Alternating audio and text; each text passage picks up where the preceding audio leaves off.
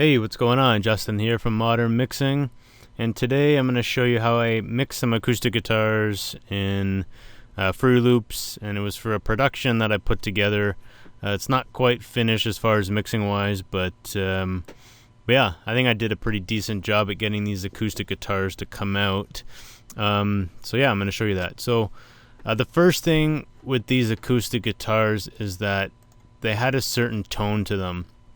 Now, there's a certain acoustic guitar when you kind of strum it and you use like a soft pick, it has this nice texture to it. And this was kind of the opposite of that. It was a really rough, hard-edged played acoustic guitar, meant to be in your face. It had a nice body to it, a nice beef to it. So I didn't want to take that away by EQing too much and taking out too much of the bottom end and trying to brighten it up and all that stuff.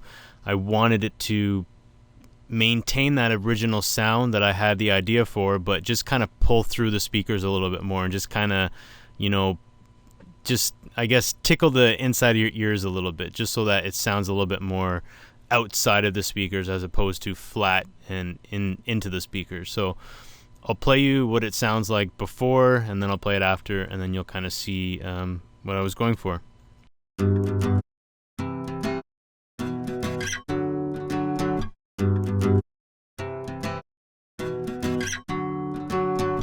Now with the processing.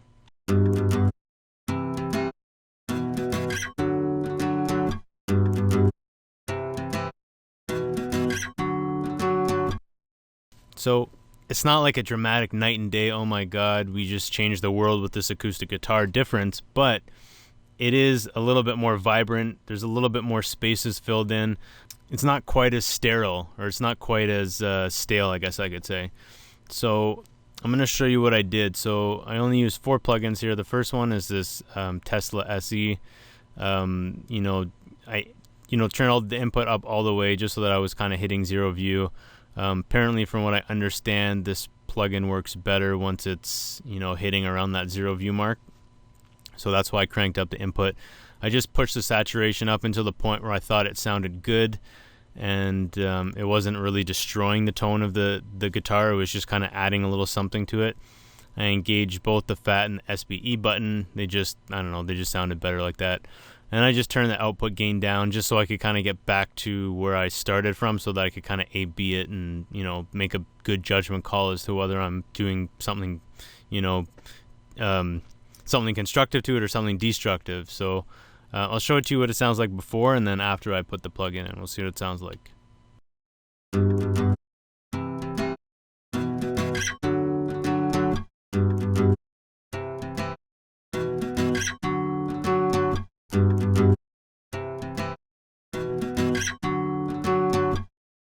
So yeah, no doubt it's adding a little bit of volume, but it's also adding a little bit of the harmonics from that saturation.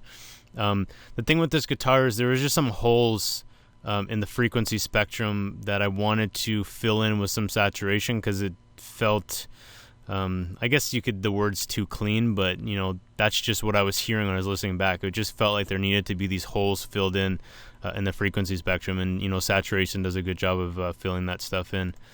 The next is this Thrill Seeker, another one by Bootsy, and yeah, I think I used a preset, but I can't remember which one I used. I think the Fast Opto, but I'm not sure. But anyways, I kind of just massaged the attack and the release as I was listening to it with the track, just to kind of see what worked a little bit better. And originally it came with a slower attack, but I kind of turned it to make it a little bit faster. That way I could kind of control those initial hits or those transients in the guitar, because they were a little bit wild, so I wanted to tame them down a little bit. And with the release, I used a relatively fast release. The guitar was plucked so fast that I didn't feel like it needed to have a longer release. And also there's this another saturation mode that's engaged here. It's turned on a little bit, not too much, but you can see that it is sort of adding a lot. But again, this just adds another little bit of layer or color to it, while the compressor kind of controls the overall guitar sound. So I was kind of achieving two different things with this plugin at once. I was getting a little bit more color and filling in some more of that space with the saturation, and then also the compressor was just taming the guitar a little bit and making it a little bit tighter. So let's check this out before and after.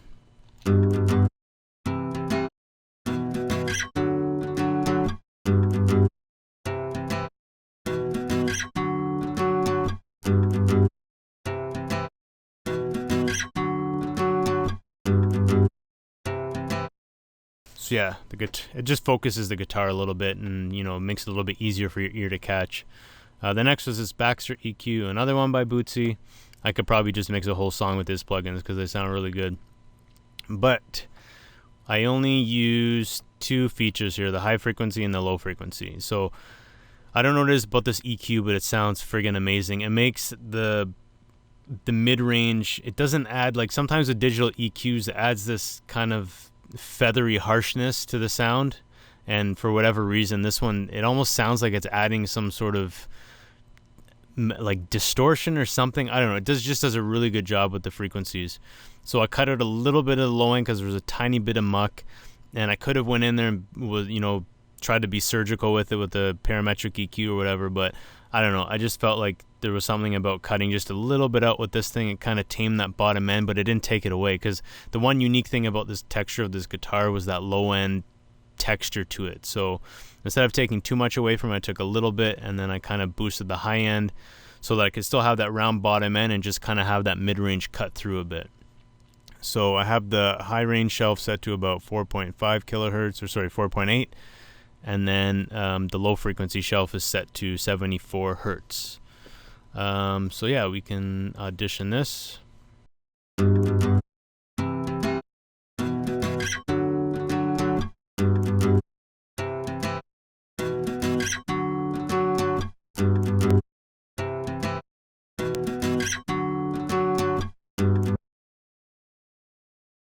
And lastly was the Wave C1.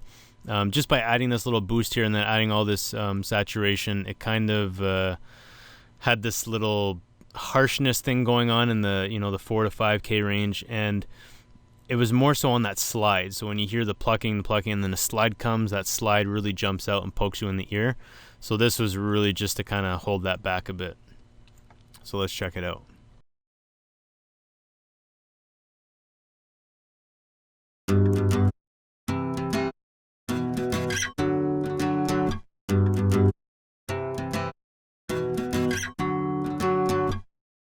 So yeah, so that was it for what I did. Now with this plugin, it's kind of like, well, you're boosting at 4K, but then you're cutting back. So kind of think of it like almost like if you're using like a multiband compressor. So you kind of boost some frequencies with the multiband, but then you have that multiband compressor there just knocking back some of those frequencies that get out of hand.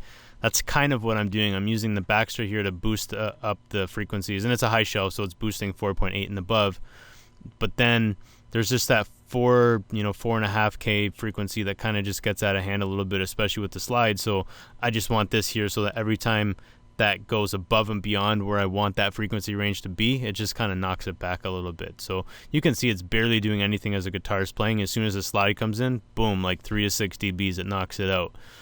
So yeah, so what I'll do is I'll bring in the drums. So this is in the verse part.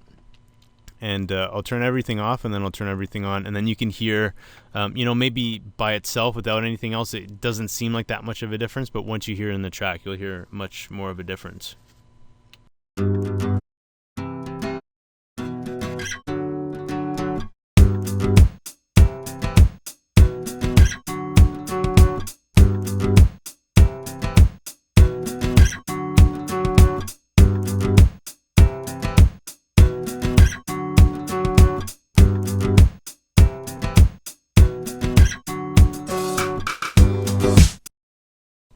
So yeah, so that's pretty much it.